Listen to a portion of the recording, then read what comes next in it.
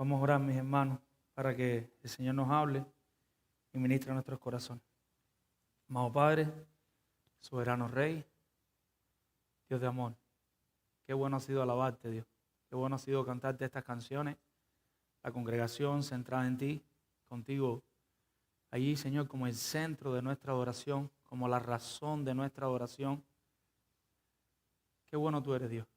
Gracias por estas canciones que nos recuerdan cuánto tú nos amas, que nos recuerdan de dónde tú nos sacaste, cómo tú nos sostienes.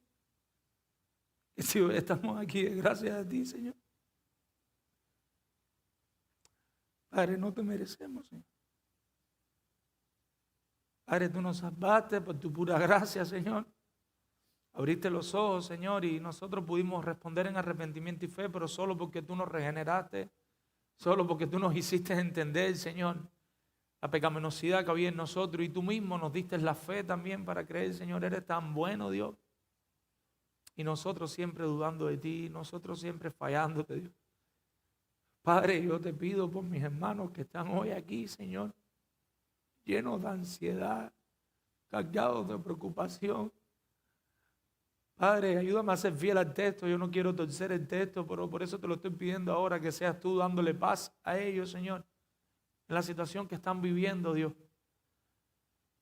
Yo te pido, Señor, que seas tú anclando su fe en ti, recordando que tú eres soberano, recordando que tú estás en control de su vida, recordando que tú tienes un plan con todo lo que ellos están viviendo, Señor. Y ahora, Padre, te pido por esta palabra, Señor, que yo no tengo idea cómo esto le va a servir a la iglesia, pero tú sí, y esta es tu palabra, Señor. Sabes que te estoy hablando de manera sincera y te lo he dicho, Dios mío, en oración, que no sé cómo este texto puede ser útil a la congregación, pero tú sí, Señor. Encárgate tú, Padre, Señor, de que la iglesia como un todo, quizás no individualmente, pero como un todo, pueda ver la belleza de este texto, Señor. Confiamos en ti y esperamos en ti porque tú sí sabes, Señor. En el nombre de Jesús. Amén. Y retomamos de nuevo la serie en Gálatas y vamos a estar con los versículos del 1 al 10, si el Señor lo permite. Y quería comenzar hablándole de tres personajes históricos, para mí 3 personajes negativos, no solo negativos, peligrosos y que hicieron mucho daño. Y estos 3 personajes fueron Mahoma. No sé si han escuchado hablar de Mahoma. Voy a ser breve porque son 3. Mahoma, alrededor del 622 después de Cristo, el 20 de junio, fundó lo que hoy se conoce como el Islam. Pero ¿cómo funda Mahoma el Islam? Él había estado expuesto al cristianismo y expuesto a otras corrientes religiosas. Mahoma entra en una cueva y después de una serie de visiones, su esposa le aconseja que posiblemente Dios le estaba hablando. Al principio no estaba cómodo con esos sueños, con esas visiones que tenía en la cueva, pero llega el punto donde él decide que es el arcángel Gabriel el que se le apareció en un sueño y le dio un mensaje de Dios. Pasamos a la segunda historia y son los mormones. ¿Quién funda los mormones? Un personaje conocido como Joseph Smith, 1823. No sé bien cómo se dice en inglés, pero es el lugar con P que pertenece a Pensilvania. Ahí se lo dejo como de adivinanza. Y lo que este hombre hizo fue algo similar. Joseph Smith tuvo con 18 años, no, perdón, me equivoqué con el de los testigos de Jehová. Joseph Smith no es de Pensilvania. Joseph Smith tuvo una revelación con 18 años. Estaba hablando de que vamos a hablar después, van a ver quién es. Y Joseph Smith tuvo una revelación con 18 años donde estaba convencido que todas las iglesias estaban en el error y que él debía comenzar la iglesia correcta. O sea, estamos hablando de 1823 años de historia de la iglesia, donde ya habían denominaciones fundadas que habían salido de la iglesia católica, que llevaban años haciendo iglesia, pero resulta ser que todas estaban mal y que él tenía que fundar la verdadera iglesia. Y ustedes saben cómo han crecido los mormones. Él comienza a ser llamado el profeta del Altísimo y el fundador de la verdadera iglesia. ¿Recuerdan el otro nombre que le dicen a los mormones? Ahora se me olvidó. ¿Cómo es? Los santos de los últimos días. Son unos que van bien vestidos a la casa, no sé si los conocen. Aprovechen esas oportunidades, mis hermanos, para predicar el evangelio. No las dejen caer a la tierra. Yo sé que hay muchos cartelitos que dicen como, no estoy listo, no estoy solícito. Pero entonces después le oramos, Señor, dame una oportunidad de predicarle el evangelio a alguien. Predíquele a los mormones cuando vayan a su casa. Yo sé que hay días que uno está corriendo, que uno está apurado, pero saquemos tiempo, preparémonos. Y en ese mismo sentido viene el tercer personaje, que es el fundador de los Testigos de Jehová, que es el joven, en aquel momento joven, Carlos Taze Russell, y este sí es de Pittsburgh, creo que se dice, Pensilvania, 1870, y este hombre había visitado cuando joven la iglesia presbiteriana, sale de la iglesia presbiteriana, visita las iglesias congregacionalistas, sale de la iglesia congregacionalista y va a la iglesia adventista, que no llevaba muchos años, principios de 1800, y sobre todo la parte escatológica de las profecías la atraía mucho, pero una vez más llega a la conclusión de que todo el mundo está mal y que él es el que está bien. Y entonces empieza un grupo de estudio con un grupo de hombres. Ese grupo de estudio va creciendo poco a poco hasta que en el 1884 se forma como una organización internacional llamada la Sociedad de Tratados de la Torre del Vigía. Y todos sabemos todas las profecías erráticas, no sabemos cómo existen todavía en los testigos de Jehová, solo la ignorancia que el diablo pone en los corazones de las personas, pero ahí están. La pregunta para ustedes, que quiero hacerle a la congregación a modo de introducción, es que pensemos qué tienen estos tres grupos en común. Pensemos qué tienen en común. Tienen muchas cosas, pero yo quiero centrarme por lo menos en esta. Y lo que tienen en común era que los tres eran llaneros solitarios. Los fundadores de los tres movimientos no eran personas asociativas. Eran personas, nosotros tenemos una frase, no sé si la conoce, que ellos tenían la última Coca-Cola del desierto. Ellos eran los que tenían la verdad estaba en sus manos y ellos comenzaron algo completamente extraño a lo que ya existía en todo el mundo, a lo que ya estaba establecido. Estas personas no tuvieron la humildad suficiente para poder trabajar mano a mano, codo a codo con otros hermanos. Hemos puesto por título a este mensaje, trataremos de que sea breve, un evangelio completo. Un evangelio completo. El evangelio que el Señor Jesucristo nos vivió y se nos fue entregado es un evangelio que está completo. Es un evangelio que no le falta nada, no carece de nada. Y es un evangelio al cual no hay que añadirle nada. El evangelio de Jesucristo es un evangelio completo. Mis hermanos, hay un tipo de exposición que nosotros tenemos que tener con otros hermanos. Hay un tipo de exposición que nosotros debemos tener con otros hermanos. Para poder exponernos a esos otros hermanos, nosotros debemos o tenemos que ser diligentes al asociarnos para el progreso del evangelio. Mi propuesta para la iglesia es: seamos diligentes al asociarnos para el progreso del evangelio. Seamos diligentes al asociarnos para el progreso del evangelio. ¿Y qué es lo que quiero decir? Que en este mundo no podemos caminar solos. Nosotros como iglesia somos autónomos, somos una iglesia que tenemos nuestra confesión, somos una iglesia que tenemos nuestra declaración, tenemos los pilares que nos sostienen, pero si de pronto nosotros vemos que esta iglesia no tiene nada que ver con ninguna iglesia en el mundo, con lo que piensan otras personas, mis hermanos, vamos por mal camino. Vamos por mal camino.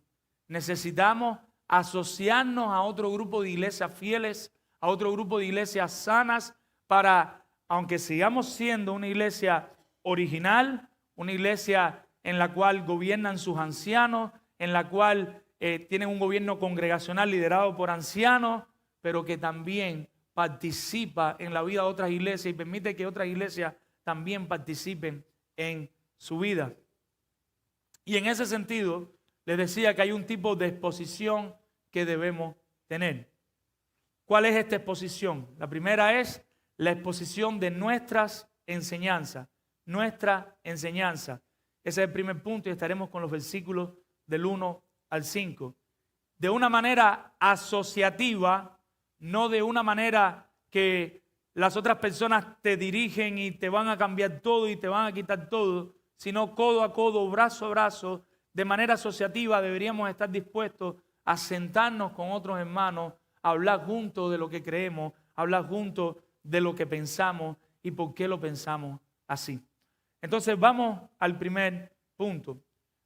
Y el primer punto es nuestra enseñanza, versículos del 1 al 5. Enseña que nuestra interpretación de las Escrituras no debe ser una interpretación privada. Nuestra interpretación de la Escritura debe salir dirigida por el Espíritu Santo de la Escritura misma. Nosotros debemos tener la humildad de poder sentarnos con otras personas que piensen similar a nosotros a conversar de teología, a conversar de por qué creemos lo que creemos. El apóstol Pablo se encuentra en este momento aquí, capítulo 2, versículos del 1 al 5, defendiéndose de los ataques que le estaban haciendo. Recuerden el contexto. El apóstol Pablo, habíamos visto en el capítulo 1 que estaba siendo atacado. Estaban atacando dos cosas, su mensaje y su ministerio. Pero el fin de las dos cosas, y era lo peligroso y era por lo que Pablo se defendía. Pablo no se defendía porque estaban atacando su mensaje. Pablo no se defendía porque estaba atacando su persona, sino que el no defender su persona en ese momento, su oficio en ese momento, y el no defender su mensaje, llevaría a que el evangelio fuera atacado directamente. Si el evangelio es distorsionado de una sola coma, ya no es el evangelio. Y eso traería la perdición para todas las iglesias que en aquel momento estaban siendo plantadas y iban a ser plantadas. Por lo tanto, el apóstol Pablo tiene que defenderse. El apóstol Pablo tiene que llevar adelante sus ideales, lo que él piensa. A nosotros entrarnos aquí en la carta de los Gálatas, pueden ir al capítulo 1, nosotros podemos recordar ahí del capítulo 1, los versos del 1 al 5, cómo el apóstol Pablo recuerda que el evangelio que él recibió no lo recibió de hombre alguno, sino que Dios mismo fue quien le entregó el evangelio. Y recordamos en Hechos la aparición que Jesucristo hace y cómo Jesucristo llama y nombra allí al apóstol Pablo como apóstol. Después los versículos del 6 al versículo 10, él aclara con toda seguridad que no existe otro evangelio. Cuando él habla del evangelio que predicamos, él no está diciendo que hay otro evangelio, sino que está haciendo una referencia a que un evangelio falso no es el evangelio. Así que si un ángel se nos aparece o otro apóstol venía y te enseñaba otra cosa diferente, venía una maldición sobre esa persona. Sea maldito, porque hay un solo evangelio, no hay dos evangelios, hay un solo evangelio. Y después estuvimos viendo la última vez, hace 3 semanas, versículos del 11 al 23 del capítulo 1, y allí podíamos notar cómo Cristo le entregó personalmente el evangelio que predicaba, y vemos cómo él sería fiel al llamado, y cómo enseguida que se convertía empezaba a hablar de aquel Cristo que lo salvó. Empezó a hacer un tipo de viaje itinerante. Vayamos a nuestro texto, habiendo recordado estas cosas. Y comienza el apóstol Pablo. Después, pasado 14 años, subí otra vez a Jerusalén con Bernabé, llevando también conmigo a Tito. ¿Y qué es lo que está pasando aquí en el versículo 1, mis hermanos? Posiblemente hayan pasado 14 años, ya sea de su conversión, cuando tuvo la conversión camino a Damasco, o hayan pasado 14 años después que, recuerdan que él va, después de los 3 años, él se convierte, empieza a predicar ahí en las regiones cercanas donde él estaba el evangelio, pasan 3 años, sube a Jerusalén. Cuando allí sube a Jerusalén, todos le tenían miedo, pero Bernabé, que conoce, Bernabé que sabe lo que él ha hecho, lo acerca a los apóstoles. Solo Pedro conversa con él. Nadie más se le acerca, y un poco más adelante ve a Jacobo, el hermano del Señor. Él tenía una sed por conocer más del Señor Jesucristo, por saber lo que el Señor Jesucristo estaba haciendo, y él se retira de aquel lugar. Posiblemente cuando se refiere aquí a 14 años, hayan sido 14 años después de esos 3 años o después de la conversión. Ahora, sea una cosa o sea la otra, no nos afecta, porque lo que nos está diciendo el autor es que de una manera ya el apóstol Pablo tenía 14 años de ministerio. Ya el apóstol Pablo llevaba 14 años predicando el evangelio, sirviendo al Señor Jesucristo. Si usted va a Hechos, capítulo 11, va a ver que él no andaba en un ministerio solo, sino que en algún momento el Señor permite que haya un avivamiento en Antioquía, llaman a Bernabé a aquel lugar, Bernabé ve lo que está pasando y Bernabé va arriba a Tarso, busca a Pablo, trae a Pablo y empiezan a laborar por todo un año. Después de laborar todo un año en aquella región, de servir al Señor todo un año, porque Bernabé lo trae y le dice, vamos a servir aquí, Pablo, y después de estar sirviendo ellos van con una ofrenda a Jerusalén de nuevo. Cuando llegan con la ofrenda a Jerusalén de nuevo, regresan ahí a Antioquía de nuevo, y ahora estando allí en Antioquía, el Espíritu Santo le dice a los líderes que había en aquella iglesia, que no eran los líderes que habían en Jerusalén, que no son estos personajes que vamos a hablar ahora, le dice que los enviaran, y ellos salen enviados por estos líderes. Usted puede ir ahí a Hechos capítulo 12 y puede ver esto que estamos hablando al final del capítulo 12 y también en el capítulo 13. Entonces, Pablo lleva 14 años de ministerio, 14 años fieles predicando el evangelio. Pablo había sido enviado, Pablo había sido llamado por Cristo, Pablo había sido comisionado por el Espíritu Santo. Entonces, ¿para qué está Pablo aquí después de 14 años? Si nosotros hacemos una lectura rápida de los versículos 1 al 10, nos podemos confundir y nos puede dar la impresión de que Pablo fue para que los apóstoles le dijeran, sí, ¿tú sabes qué? Ese sí es el evangelio o este no es el evangelio. Eso no es lo que está pasando aquí. Pablo no fue a eso. ¿Para qué Pablo fue? Nuestro texto nos dice que sube con Bernabé. Ya hemos estado hablando quién es Bernabé. Pero también nos dice nuestro texto que lleva con nosotros a Tito. ¿Y quién era Tito? Tito era un joven griego.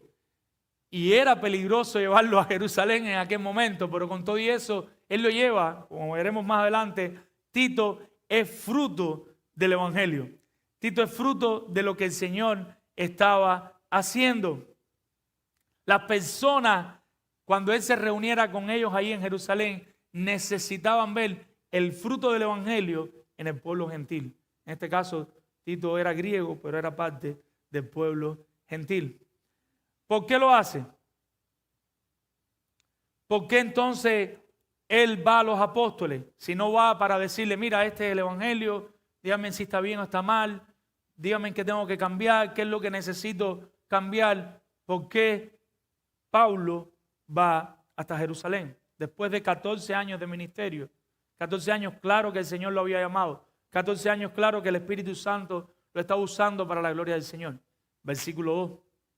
Pero subí según una revelación. Lo primero que él hace, la primera razón por la que él sube, es porque Dios le había revelado a su mente que él debía ir a Jerusalén. El Señor lo mandó. Dios habla, sus hijos obedecen. Y él, como apóstol de Jesucristo, Dios le dice que fuera a Jerusalén, pues él tenía que ir a Jerusalén. Y esa es la razón primaria por la cual él va. Pero ¿cuál es la segunda razón? La estaremos viendo en breve. Versículo 2, leíamos. Pero subí según una revelación, y para no correr o haber corrido en vano, expuse en privado a los que tenían cierta reputación el evangelio que predico entre los gentiles. ¿Qué es lo que está diciendo Pablo aquí en este verso 2? Primero decíamos, lo primero que está diciendo es, Dios mismo me envió. Pero hay otra razón más. Y utiliza la palabra correr, una palabra de urgencia. Había una urgencia. ¿Por qué Pablo les está escribiendo a los Gálatas? Pues Pablo le está escribiendo a los Gálatas porque hay un grupo de falsos maestros que se estaba introduciendo en Galacia y en otras regiones que prácticamente iban pisando los pasos de Pablo por donde quiera que iba, enseñando que el evangelio que Pablo predicaba estaba incompleto. Habían dos cosas que ellos decían.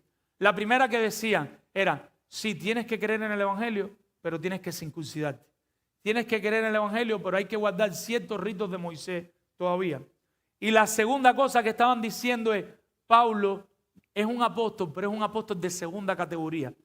Pablo no es como Pedro, como Juan. Pablo no es como los líderes que hay en la iglesia. ¿Qué tiene que hacer Pablo? Dios le dice que suba, él sube.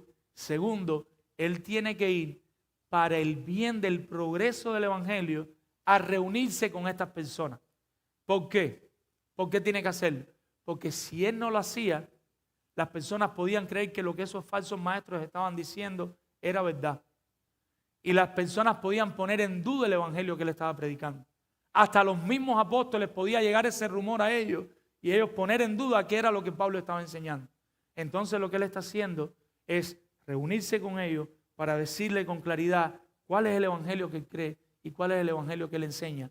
Pero no como quien está esperando que le digan, eso está bien, eso está mal, eso no es así. Sino como quien está convencido que el Señor lo mandó. Como quien está convencido que el Espíritu Santo es quien lo sostiene. Pero a quien le preocupe el progreso del evangelio. Y en no hacerlo así, podría ser un estorbo para el progreso del evangelio. Y podría ponerlo en lucha con los líderes de la iglesia de Jerusalén. Y en un gesto de toda humildad, por el bien del evangelio, Pablo llega hasta Jerusalén. ¿Qué hace cuando llega a Jerusalén? Dice nuestro texto que tiene una presentación en privado. O sea, no está delante de todas las personas y se reúne allí. ¿Con quién se reúne? Cuando dice los que tienen cierta reputación. Por aquí, por alguna parte tengo puesta otra versión. Pero lo que está hablando aquí de cierta reputación es de los líderes de la iglesia en ese momento. La NBLH lo que dice, los que tienen alta reputación. Pero me gusta mucho, yo creo que dan el corazón, la nueva versión internacional de 1999, y dice, los que son reconocidos como dirigentes. Cuando él está hablando de los que tienen cierta reputación, no lo está haciendo de una manera despectiva, lo que traduce la Reina Valera, sino que está haciendo una referencia a los líderes de la iglesia. Suba a Jerusalén y se sienta, trayendo con él a Bernabé, trayendo con Tito, se sienta a la mesa a conversar con estas personas.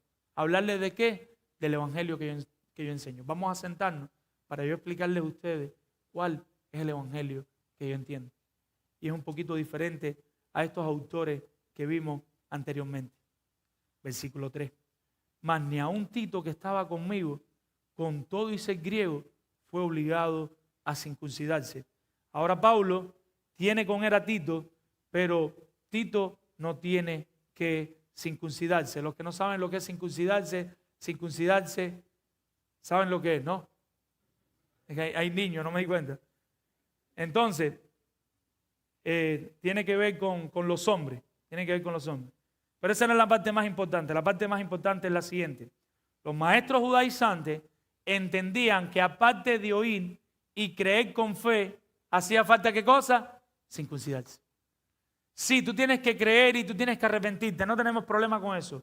Pero también tienes que circuncidarse. También tienes que guardar los ritos de la ley de Moisés. Mis hermanos, la circuncisión en el Antiguo Testamento era una señal de pacto que Dios había hecho con Abraham. La circuncisión en el Antiguo Testamento era una señal de que Dios le iba a dar esa descendencia a Abraham y sus descendientes deberían circuncidarse, pero como muestra de que creían en el mismo Dios que creía Abraham. Con el pasar del tiempo esto se perdió. Con el pasar del tiempo esto no se vio. Vayamos a Génesis, capítulo 17. Vamos a leer algunos textos y después no leeremos más. Trataremos de no leer más. Pero ahora necesito que utilicen sus Biblias, prendan sus celulares, acérquese a un hermano que tenga cerca para poder entender un poquito más lo que está pasando. Génesis 17, versículos 10 y 11. ¿Y qué es lo que pasó ahí? Dícele Dios, este es mi pacto que guardaréis entre mí y vosotros, y tu descendencia después de ti será circuncidado todo varón de entre vosotros. Circuncidaréis pues la carne de vuestro prepucio, ahí está dicha en Reina Valera, y será por señal del pacto entre mí y vosotros. era la señal del pacto que Dios había hecho con Abraham. Abraham creerle, Abraham lo iba a seguir, Dios hace un pacto con él. Y esas personas, como nosotros utilizamos el bautismo, salvando las diferencias, nosotros bautizamos a todo aquel que cree y se arrepiente, y como señal de esa lo bautizamos. Pues estas personas, como señal de que ellos también creían en Dios, como señal de que ya su corazón había sido circuncidado, deberían circuncidar su prepucio. Pero como todas las cosas que se hacen en modo automático, ¿qué pasa con el tiempo? Se sabe el cuento del pescado, ya se lo hice ya, ¿no? Se lo voy a hacer. Está la mujer que coge el pescado y lo pica cortico así, lo echa en el sartén y ella siempre lo hacía así. Y un día alguien le preguntó, ¿y por qué tú pones el pescado en el sartén contigo? Y ella dice, porque mi mamá lo hacía así. Y esa persona que está en la casa, porque era una fiesta familiar, va y le pregunta a la mamá, ¿y por qué tú lo haces así? Porque mi mamá lo hacía así, la abuela de la primera. Y van y le preguntan a la abuela y dice, ¿por qué tú lo hacías así? Dice, porque mi sartén era chiquitico y el pescado no me cabía y yo le cortaba parte de la cabeza y parte de la cola. ¿Cuál es la moraleja de esta historia? Que a veces hacemos cosas y no sabemos por qué las hacemos. Simplemente las hacemos por pura tradición, sin entender el corazón de lo que estamos haciendo. Para entender un poquito a estas personas, vamos entonces a Romanos capítulo 4, versículos 10 al 11, para que vean lo que ellos estaban perdiendo. Y Pablo lo aclara en Romanos capítulo 4, Nuevo Testamento, versículos del 10 al 11. Antes de leer Romanos, mis hermanos, perdonen, vamos a Deuteronomio 36, desde en Romanos, y vamos a Deuteronomio 36. Se los leo yo por si no están ahí. Deuteronomio, anoten, 30, versículo 6. Y circuncidará Jehová tu Dios, ¿qué cosa? Tu corazón y el corazón de tu descendencia, para que ames a Jehová tu Dios con todo tu corazón y con toda tu alma, a fin de que vivas.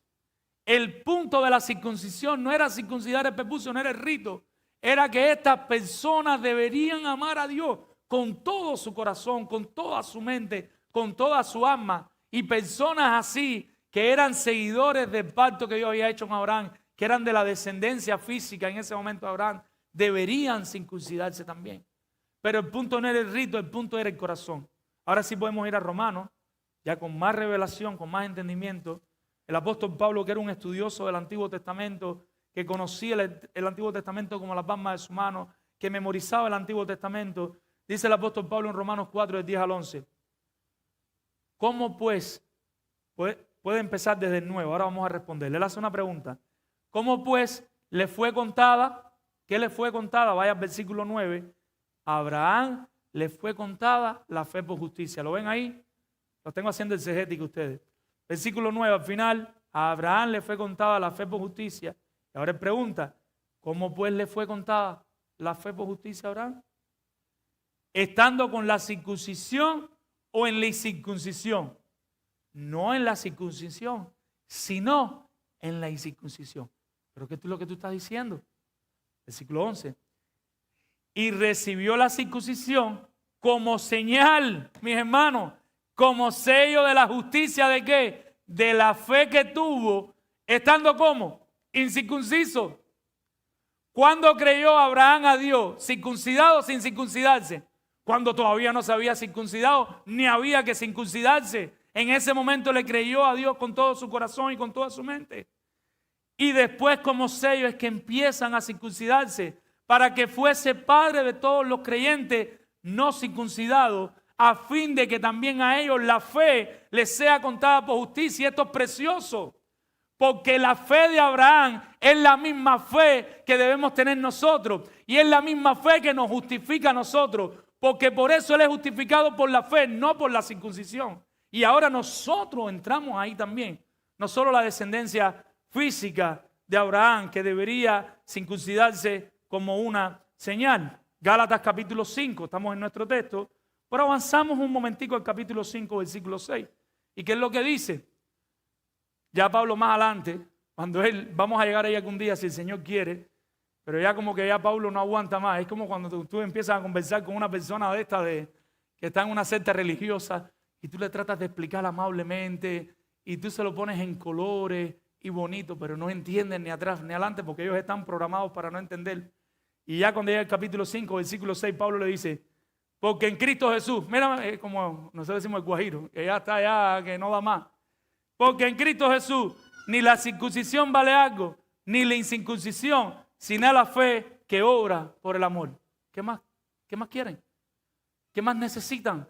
Es la fe que obra por el amor, el corazón del evangelio que yo predico. No se necesita estar circuncidado, por eso voy a llevar a ustedes conmigo, a Tito, lo voy a llevar a la reunión, porque Tito es un creyente, aunque nunca se ha circuncidado.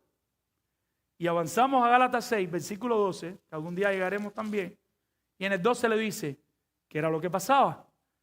Todos los que quieren agradar en la carne, estos obligan ¿a qué? A que os circuncidéis, solamente para no padecer persecución a causa de la cruz de Cristo. No vamos a explicar el versículo entero, lo haremos en su momento, pero lo que quiero que nos quedemos con que había un grupo de personas obligando a los Gálatas a que sí, ellos habían creído y se habían arrepentido, pero también tenían que circuncidarse. Y Pablo se opone a esto. Pablo se opone a estos falsos hermanos que querían agradar a las tradiciones y que no entendían la esencia del evangelio. Pablo, que entendía el corazón del evangelio, no forzaría a Tito a circuncidarse. Veamos los versículos 4 y 5. Y esto, a pesar de qué? De los pseudo-adelfos, de los pseudo-hermanos y falsos hermanos, es como el evangelio. No es que haya otro, es que hay algunos que los tuercen. ¿Cuántos evangelios hay? Uno solo. Y no es que hay falsos hermanos. ¿Qué cosa es un falso hermano? Una persona que no es cristiana. Decir falso hermano es una terminología. ¿Qué hicieron los falsos hermanos? Pues se introducieron de manera clandestina, entraron de manera escondida. ¿Cómo es esto posible, Pablo? ¿Cómo una persona puede entrar de manera escondida? ¿Cómo un falso maestro llega a una posición de liderazgo? Sencillo, mis hermanos. La palabra se llama hipocresía. Tú no muestras la cara verdadera, tú no dices todo lo que tú crees y tú poquito a poco te vas colando y te vas colando y te vas adentrando hasta que llega un día que estás en la posición y desde ahí empiezas a tronar las falsas enseñanzas y hacerle daño a la iglesia. Pablo sabía esto de primera mano. Estos falsos hermanos entraron introducidos de manera clandestina, pero esto no era nuevo, el pueblo de Israel lo había hecho. No sé si recuerdan los 12 espías cuando tenían que ir a la tierra de Canaán. Ellos estaban adaptados a eso, eso era parte de su ADN, de su cultura. Y enviaron a 12 y se introducieron y viraron 10 y dijeron, ni muertos, vamos para allá. Y solamente ellos dijeron, vamos, que el Señor está con nosotros. Pero recuerda, cuando llegan a Jericó, enviaron 2 espías también. Y ahí tenemos en 2 de Samuel otro ejemplo, capítulo 10, versículo 3, con el rey David, donde a David lo acusan de esta técnica, pero en este caso David estaba siendo una persona sincera. El punto es, los falsos maestros estaban haciendo lo que sabían, entrando a las congregaciones cristianas para ver si estaban enseñando solo el evangelio o en su entender lo que era correcto, el evangelio más la circuncisión. Pero para de una no romper la congregación y que los descubrieran, entraban escondidos y cuando tenían una posición de liderazgo era que empezaban a enseñar sus enseñanzas. Ahora Pablo está sentado aquí con estos líderes de la iglesia de Jerusalén, personas que estuvieron cerca de Cristo en una reunión sola y allí les está diciendo a estas personas todo y le está contando el evangelio que él predica y le está contando todo lo que estaba pasando, a pesar de que habían hermanos que lo querían estorbar, que querían entrar para espiar nuestra libertad que tenemos en Jesús, para reducirnos a esclavitud. ¿Y qué es lo que está pasando aquí? Pablo sabía que los falsos hermanos siempre estarían al lado de verdaderos hermanos. ¿Para qué estarían? Para espiar. Pero la palabra en el griego para espiar ahí es combatir. ¿Qué querían combatir? La libertad que nosotros tenemos en Cristo. Lo que hemos sido salvos por gracia, por medio de la fe, somos libres en Cristo. Sabemos que no todo es lícito, que no todo conviene, pero nosotros no necesitamos nada más para la salvación, que no sea haber creído en Cristo y arrepentirnos de los pecados. Cuando ellos entraban, decía, tienes que creer en Cristo, arrepentirte de los pecados, pero tienes que hacer esto. y te ponían una carga más pesada que cuando uno no era creyente. Te volvían a llevar a esclavitud. Quizás los que toda la vida han estado en el Evangelio no entienden esto, pero si aquí hay hermanos que han estado en una secta religiosa, entienden la liberación de creer en el Evangelio de la gracia. Entienden lo bien que se siente ahora saber que yo soy salvo por medio de la fe, por la pura gracia de Dios, sin merecerlo, y que yo soy libre, mi hermano. Ese es el mayor gozo de una persona que ha estado en una secta religiosa.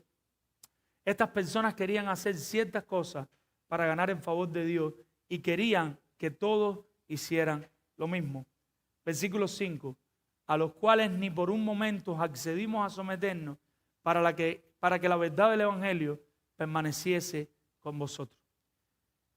Por la gloria de Dios, por la verdad del Evangelio, a pesar de tanta presión, Pablo se mantuvo fiel al Evangelio de Cristo. Yo creo que eso es un buen llamado para todos nosotros. En tu centro de trabajo, en el lugar donde estés, si alguien nos está escuchando en otra iglesia, solo somos salvos por medio de la fe, por la gracia del Señor. Por mucho que te presione, por el bien del Evangelio no debemos ceder ni un centímetro, ni un milímetro.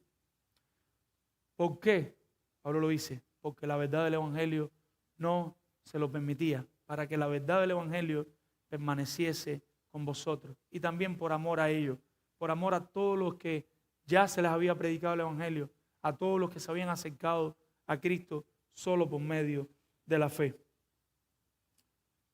Mis hermanos, el Evangelio que Pablo enseñaba claramente que Cristo Jesús murió y resucitó para que todo aquel que en Él cree no se pierda, mas tenga vida eterna. La justificación del creyente es por fe sola, no por sostener una tradición. Hay aspectos de la ley mosaica, como la circuncisión, las leyes dietéticas, quizás leyes como nación, las cuales distinguían al Israel del Antiguo Testamento y eran solo para esa nación, eran solo para ese pueblo. Bajo el nuevo pacto, por la sangre de Cristo, los creyentes quedamos libres de esas leyes, porque nosotros no somos esa nación. Versículo 4. Los creyentes que somos salvos por gracia, por medio de la fe, somos libres. Leen el versículo 4. Entendemos que todos nuestros esfuerzos van a ser vanos para la justificación. Si nosotros ponemos una balanza y en esa balanza tú pones todos tus esfuerzos para ser justificado, esa balanza va a dar error. Si nosotros cogemos una balanza y ponemos todos nuestros esfuerzos más Cristo para ser justificado, y esa balanza va a arrojar un código de error, va a dar que tiene defecto también. Pero ¿por qué si ahí está Cristo? Pero hay algo que no está en el plan original de Dios, hay algo que no debe estar. ¿Qué hacemos? Quita de la balanza todos los esfuerzos y deja solo a Cristo para la justificación. Porque la justificación fue establecida por el Señor desde el Antiguo Testamento, desde Adán, que iba a ser por fe, solamente por creer que un día vendría ese Salvador, por creer que un día vendría ese Redentor. ¿Cómo funciona en nosotros? Ahora por mirar al pasado y reconocer que ese Salvador vino, vivió, murió, resucitó y hoy está a la diestra de Dios intercediendo por nosotros. Si tú crees eso, tú vas a ser salvo. Si tú reconoces tus pecados que tú has estado viviendo de espalda a Dios todo este tiempo, tú te arrepientes de tus pecados y tú dices, pero ¿cómo soy salvo? Solo por Cristo. ¿Cómo puedo llegar a Dios? Solo por Cristo. Cuando nos sentamos con las familias en las entrevistas para nuevos miembros, tratamos de hacer una dinámica donde le hacemos entender a ellos que nosotros, porque es la verdad, lo que enseña la Biblia, vamos camino al infierno. Nosotros vamos caminando a un precipicio. Si Dios no interviene y nos toca por el hombro y nos vira y nosotros podemos ver lo grande que es Dios y empezamos a mirar y vemos lo mal que estamos nosotros no caemos de rodillas delante del Señor. Eso se llama regeneración. Dios abre nuestros ojos, como escamas que se caen de los ojos espirituales. Y ahora vemos a Dios, pero tenemos un gran problema, que Dios está lejísimo. Que hay una pared en medio y después de la pared hay un abismo y nosotros no tenemos cómo llegar a Dios. Si tú pones tus esfuerzos no vas a poder llegar a Dios. ¿A quién necesitas? Solo Cristo. Y por medio de la fe en Cristo tú te apropias de Cristo y ahora tú puedes llegar a tu buen Señor. La única forma de ser salvo, mis hermanos, es solo por el sacrificio de Cristo. Nosotros tenemos solo dos opciones. Mírenlo así, porque si todavía no, su corazón, porque yo sé que su corazón está luchando y no lo quiere entender. O eres salvo por gracia, o eres salvo por la ley. No hay opción B. O eres salvo por gracia, o eres salvo por la ley. No hay otro camino, no puedes coger un poco de cada una. Y lo que Pablo está enseñando es que nosotros solo somos salvos por la gracia de Dios.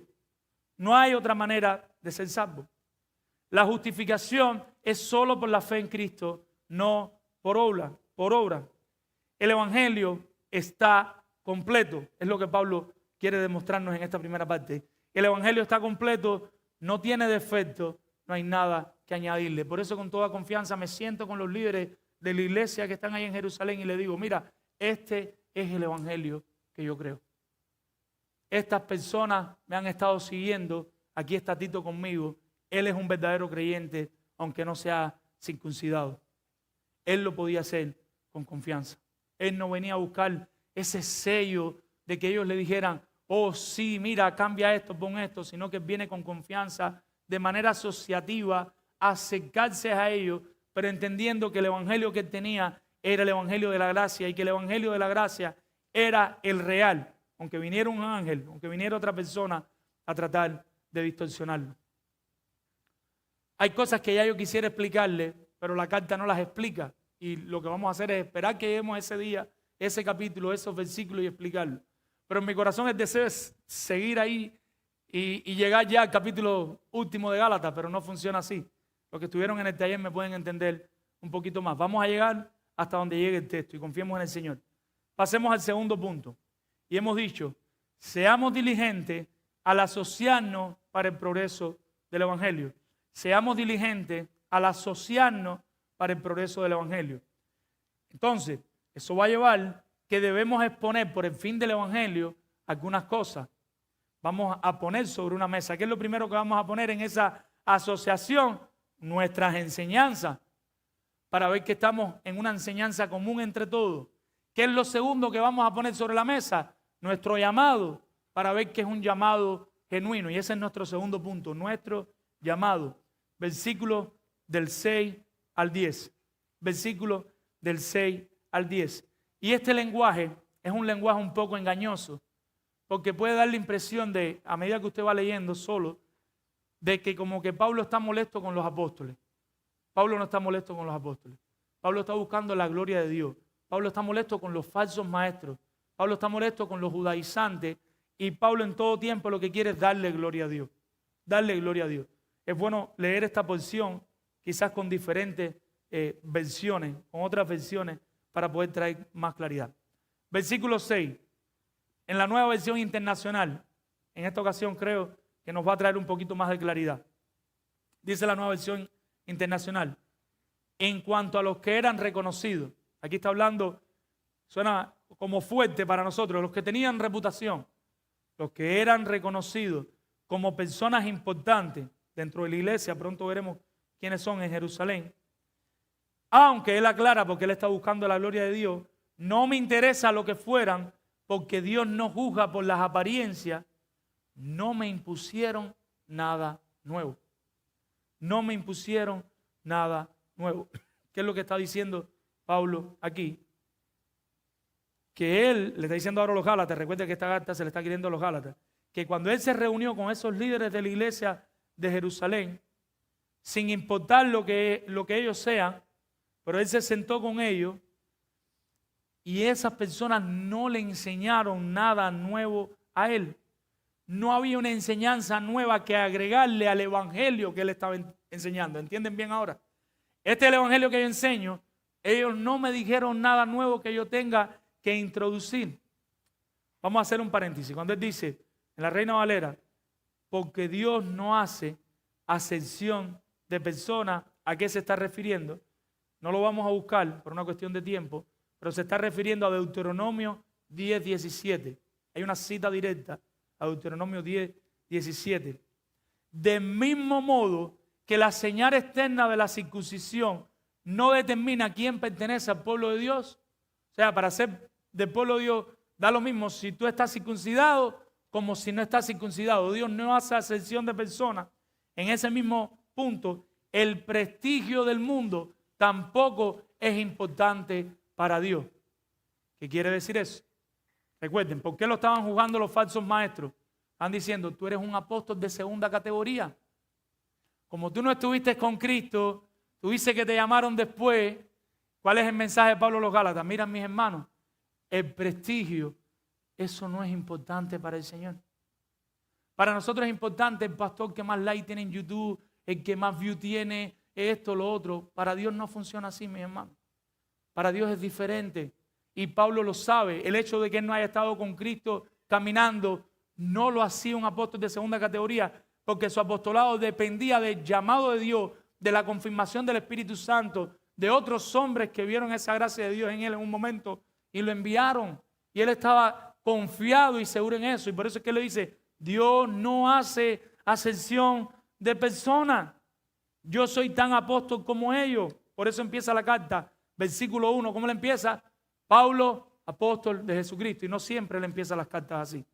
Pero aquí era importante porque cuando hay personas que están poniendo en duda tu liderazgo, tu llamado, tu mensaje, por el bien del evangelio hay que dejarles claro cómo fue tu llamado, cuál es tu liderazgo, cuál es tu enseñanza, para poder cortarle la cabeza a la serpiente de una sola vez. Yo soy apóstol. Aunque ellos sean más famosos, no lo hacen más apóstol que yo. Es lo que le está diciendo el apóstol Pablo.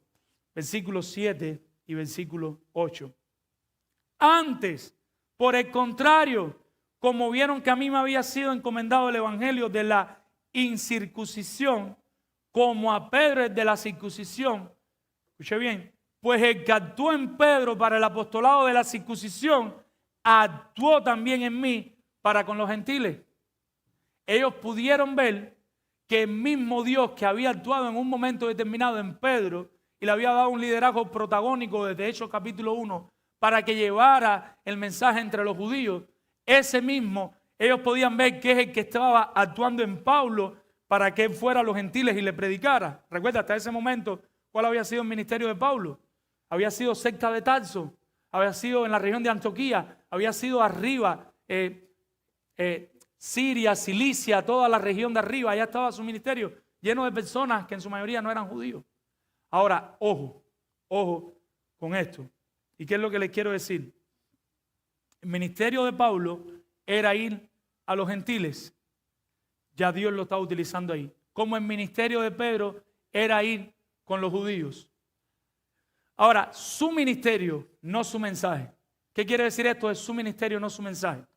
Lo que queremos decir con esto es que Dios le había encargado ministerios diferentes, pero el mensaje era el mismo y el mensaje era para todos. Y nosotros podemos ver un apóstol Pablo que cada vez que iba a comenzar sus misiones, ¿a dónde era el primer lugar que iba? A una sinagoga. Y le predicaba a los judíos. Y lo rechazaban casi siempre en su gran mayoría. Y después se iba a predicarle a los gentiles.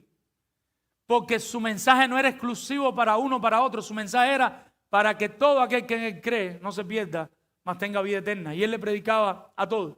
Pero asimismo vemos al apóstol Pedro, que tenía un ministerio con los judíos, con lo de la circuncisión, dejarles bien claro también a ellos que la salvación es solo por medio de la fe. Y en algún momento el Señor le baja el manto y le dice, ves a casa de un gentil que se llama Cornelio. Creo que es Hechos capítulo 10. Ves allá y predíquele el evangelio a todos los que están en su casa. Porque el mensaje es el mismo y el mensaje es para todos. ¿Y esto qué tiene que ver, pastor? Piensa, si el mensaje de Pedro hubiera sido diferente, ¿cómo se convierten los gentiles en casa de Cornelio? Y si el mensaje de Pablo hubiera sido diferente, ¿cómo se convierten los judíos cuando él empezaba su viaje misionero en la sinagoga? Pero era el mismo mensaje para todo el mundo, mi hermano. Se llama el evangelio de la gracia de Cristo, donde Cristo muere por pecadores, donde Cristo da su vida para salvarnos a nosotros y nuestros hijos y nuestros familiares muchas veces no le quieren prestar atención. Nosotros mismos primero no queríamos hacerlo. En el caso mío me tomó 5 años, mis hermanos. Ustedes se imaginan 5 años despreciando la sangre de Cristo, yendo a la iglesia y sabiendo ya que la brujería era una basura, que la brujería era una porquería, que eso comparado, que sí tenía un poder, pero comparado con el poder de Dios era nada, sabiendo que Dios era real, que Dios existía, que Dios había dado a su Hijo por salvarme, Pero aún así las cosas del mundo me atraían tanto que yo no me podía apartar de esas cosas, mi hermano. Y así mismo están muchos de ustedes. Saben que Dios es real, saben que todo eso está mal, saben que los santos no tienen ningún poder, pero no quieren caminar hacia Dios, no quieren ir en pos de Dios. Y así mismo están nuestros hijos, no ven domingo por domingo leyendo la Biblia, muertos de cansado viniendo a la iglesia, muertos de cansado viniendo a servir al Señor, y tampoco quieren creer en el Señor. Necesitamos orar para que Dios abra sus corazones. Necesitamos orar para que Dios les haga entender este evangelio de la gracia que predicamos, donde Cristo viene a dar su vida por personas que no lo merecen y muere y resucita el tercer día, mis hermanos. Dios quiera y tenga en bien salvar a nuestros hijos, mis hermanos. Dios quiere y tenga en bien rescatarlos. Versículo 9, y reconociendo la gracia que me había sido dada. ¿Por qué Pablo hacía lo que hacía? ¿Era acaso Pablo mejor que Bernabé, o mejor que Tito, o mejor que Lucas, que Mateo? ¿Era mejor que Simón? No, mis hermanos, era una gracia. Era un don de Dios que el Señor tuvo a bien ponerla sobre él para usarlo. Eso no lo hacía él mejor que los otros hermanos. Al mismo tiempo que esa gracia sobre los líderes de Jerusalén no lo hacía mejor que los otros hermanos. Y quiere que los gálatas entiendan esto. Una gracia de Dios, un don conferido por Dios para llevar una tarea no te hace superior a las demás personas. Nuestros ojos siempre deben estar puestos en Cristo, mis hermanos. ¿Quiénes eran los líderes? Reconociendo la gracia que me había sido dada, Jacobo, Cefa y Juan. ¿Y quiénes eran estas personas? Juan era uno de los apóstoles, Cefa era Pedro, y sabemos que ellos estaban en el grupo estrecho donde estaba Cefa, Juan, pero no este Jacobo. Ya ese otro Jacobo había muerto. Este Jacobo era el hermano del Señor, que desde muy temprano había tomado un liderazgo en la iglesia de Jerusalén. Él posiblemente está ahí con uno de los pastores de la iglesia de Jerusalén, que es Jacobo, que estaba liderando aquella obra, y está allí con Cefa y está con Juan, teniendo esta reunión.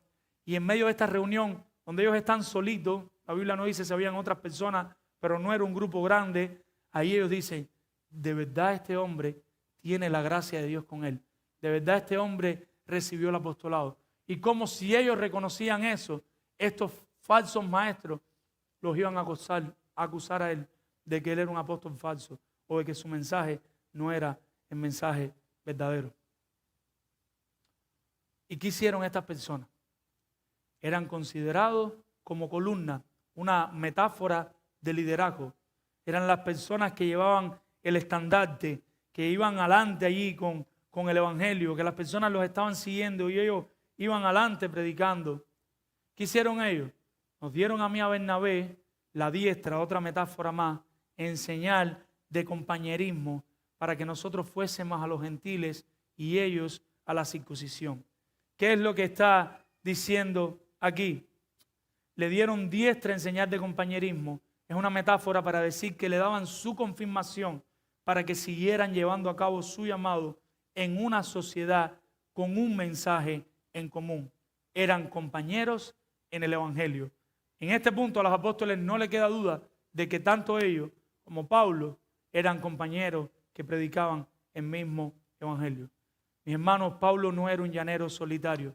Su mensaje y su ministerio eran genuinos, eran válidos y reconocidos por los líderes de la iglesia en Jerusalén. Personas que estuvieron muy cerca del Señor lo podían ver así. Y terminamos con el versículo 10. ¿Qué dice el versículo 10?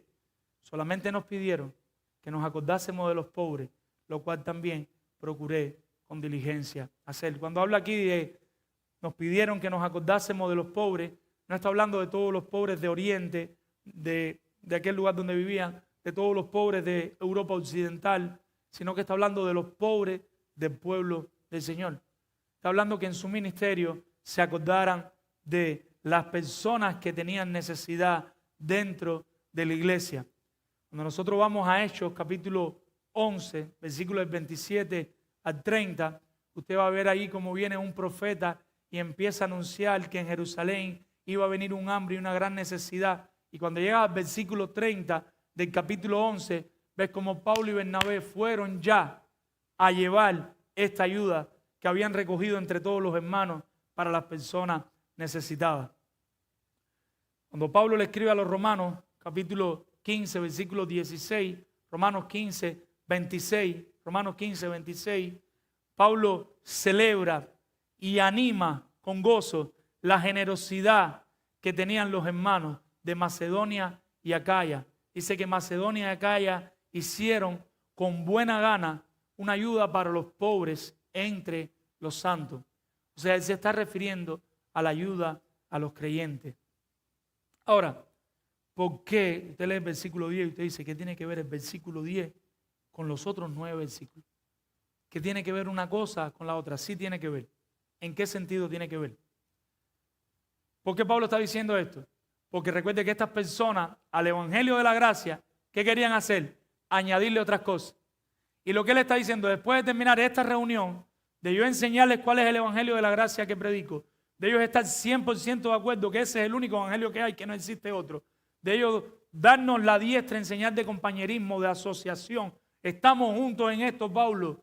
Aunque tú tienes tu misión, Pedro de la de él, aunque nosotros estamos por aquí porque ellos no habían querido la mayoría salir de Jerusalén hasta ese momento, y tú estás por allá, pero estamos juntos en esta pelea y estamos juntos en esta batalla. ¿Por qué introducir eso? Porque le estoy diciendo, solamente lo que me pidieron fue que le ayudara a los pobres. Eso no es una imposición, mi hermano. Eso es un gozo. Eso no es como un mandamiento de que el evangelio y ayudar a los pobres. Si no ayudas a los pobres, no eres salvo. Pablo está diciendo, no, eso no es así. Lo podemos ilustrar con el arrepentirse y creer. Cuando nosotros decimos la salvación es solo por gracia y por fe, el creyente no aporta nada, siempre hay alguien que te dice, no, pero tienes que arrepentirte y creer. Mi hermano, arrepentirse y creer no es nada. ¿Qué cosa es arrepentirse y creer? Es lo que explicamos ahorita. Es caer postrado ahí sin fuerza delante de Dios y decirle, ¿qué estoy haciendo? ¿Qué más me siento? Ahí no hay nada activo. Eso es pasivo. Sí, hay un arrepentimiento en tu corazón. Pero lo que hay en tu corazón es un volcán de emociones donde tú estás reconociendo que mal estoy. Estoy lejos de Dios, voy para el infierno, me arrepiento, Señor. Yo no quiero seguir viviendo así. Pero ¿qué decimos entonces? Digo, cámbiame tú. Sálvame tú. ¿Quién es el que lo hace? Es Él el que lo hace. Eso es lo mismo que está pasando con los pobres. Solamente nos pidieron que nos acordásemos de los pobres, porque había algunos que decían, pero tienes que acordarte de los pobres, pero tienes que hacer esto. No puedes decir que es creer y ya. No, mis hermanos, esas son consecuencias del evangelio, pero ese no es el medio para ser salvo. Mucho menos hay que circuncidarse o guardar ciertos ritos, ciertas tradiciones para gozar de vivir una fe genuina, donde nosotros somos justificados solo por gracia, por medio de la fe, solo a través de Cristo, mis hermanos. Solo a través de Cristo. Cuando Cristo escogió a sus 12 discípulos, ¿cómo lo hizo? Por su pura gracia. Si usted hace un pedigrí de los 12 discípulos, usted se dará cuenta que ninguno de los 12 discípulos era una persona excepcional. Los 12 discípulos eran personas normales, con vidas normales. Algunos muy pecadores, unos pecaban de gritería, otros pecaban de robar, otros pecaban de otras cosas. Y a esas personas fue las que él llamó, a esas personas fue las que él comisionó. La gracia de Dios, Dios la da a quien quiere y Dios la da como quiere. Y si nosotros entendemos el evangelio, no nos vamos a quejar de eso. Cuando usted entiende el evangelio, dice R.C. Sproul, antes de morir, él decía, ya con el oxígeno, creo que no recuerdo bien, pero me parece que ya estaba hasta con el oxígeno puesto, que él sabía que iba a morir. Pero él entendía tanto el evangelio, que ojalá nosotros un día lo entendamos así, que él decía, si yo mañana muero y yo amanezco en el infierno, yo no me voy a quejar, yo no voy a cruñir los dientes contra Dios, porque yo voy a estar en el lugar que yo merezco, que es el infierno. Y lo que nos ha pasado a nosotros, que nosotros no hemos entendido esa verdad. Nosotros todavía creemos que hay algo bueno en nosotros. Nosotros todavía creemos que merecemos las cosas. Por eso cuando se nos parte una uña, se nos poncha una goma, se nos rompe el techo, se rompe un artículo de la casa, estamos allí que nos queremos morir. Porque ¿por qué Dios permite que yo pase por esto? Mi hermano, porque no merecemos nada. Acabemos de entenderlo una vez por todas. Tenemos que entender que la gracia es gracia. La gracia es un regalo inmerecido. Lo que Pablo hacía era por la gracia de Dios, lo que Dios te permite hacer a cada uno de ustedes aquí en la iglesia, dar la bienvenida, trabajar en el audio, predicar, cada cosa, los músicos, cada cosa de la que nos encargamos en la iglesia, Es por la gracia de Dios. Deberíamos celebrar eso y no sentirnos mal. ¿Y por qué yo estoy aquí y el otro está allá? ¿Y por qué el otro está aquí? Hermano, lo que tiene cada cual es por la gracia de Dios.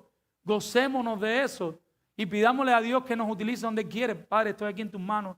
Seamos fieles. En estos días hablaba con una hermana, animándola, y le decía a esta hermana, donde estés ahí sirviendo, sirve fiel. Ama al Señor. Y si el Señor te quiere utilizar en otro lugar, lo va a hacer, y así va a ser con cada uno de nosotros. Pero nosotros perdemos de vista la gracia de Dios. Sea cual sea el don que tienes del Señor, recuérdate que lo que tienes es por la gracia de Dios. Ahora tienes un problemita aquí.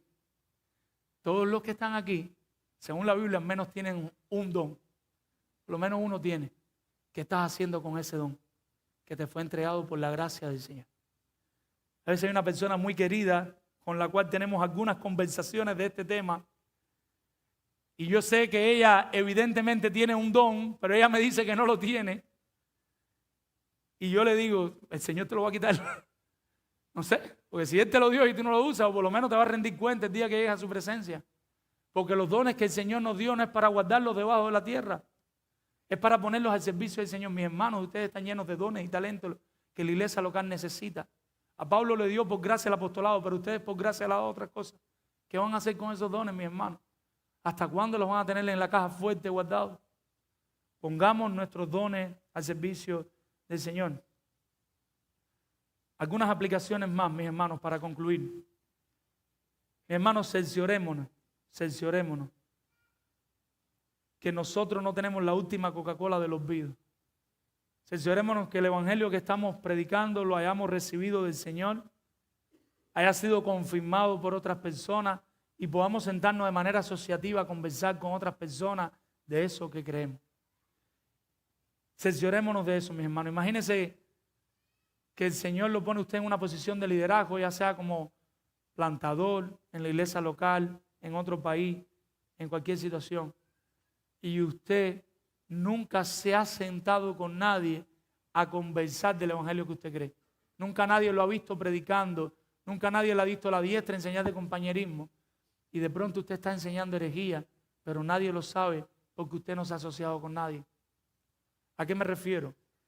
En este tiempo después del COVID, por las redes sociales, han sido muy buenas. Muchas personas en muchos lugares han podido escuchar a Sujén Michelén, a Miguel Núñez, a John MacArthur, a Paul Watcher. Y eso es buenísimo. Pero también eso ha traído otro problema, que es que todo el mundo quiere una iglesia sana, pero nadie quiere reformar su iglesia. Todo el mundo quiere una iglesia sana, pero nadie quiere reformar su iglesia. No, pero pastor, es que me queda 40 minutos. No, pero pastor, es que ese pastor ya yo hablé con él. Y bueno, y con el de la del lado. No, también hablé y con el otro. Y últimamente parece ser que ninguna iglesia sirve. Y nadie tiene la paciencia para congregarse en una iglesia, para servir fielmente y esperar que lo reconozcan y que lo envíen a un lugar. Fenómeno, todo el mundo en su casa con 4 o 5 gente plantando iglesia. ¿Quién te envió? No, yo no, que aquí nadie sirve, aquí nadie. Mis hermanos, busquemos la manera. Puede ser real. Yo no dudo, en estos días he escuchado el testimonio de una familia, pero en Francia, no en Perú, en Dominicana, en Colombia, en Cuba, que están llenos de iglesias. Y nosotros decimos, dejémonos de cuenta ya. Lo que pasa es que a veces no nos queremos exponer al proceso. No nos queremos exponer al proceso. Pero este sí estaba en Francia, en una iglesia en español, en Francia, y la iglesia que estaba, que era la única en español en todo aquello, de verdad no era sana. Esa iglesia no era sana. Trataron de hablar con el pastor, no entendía. ¿Saben lo que hizo ese hombre? Ese hombre y las personas que ya se reunían en su casa fueron a España, a Francia. Hay una parte de Francia que queda cerca de España, no tan cerca.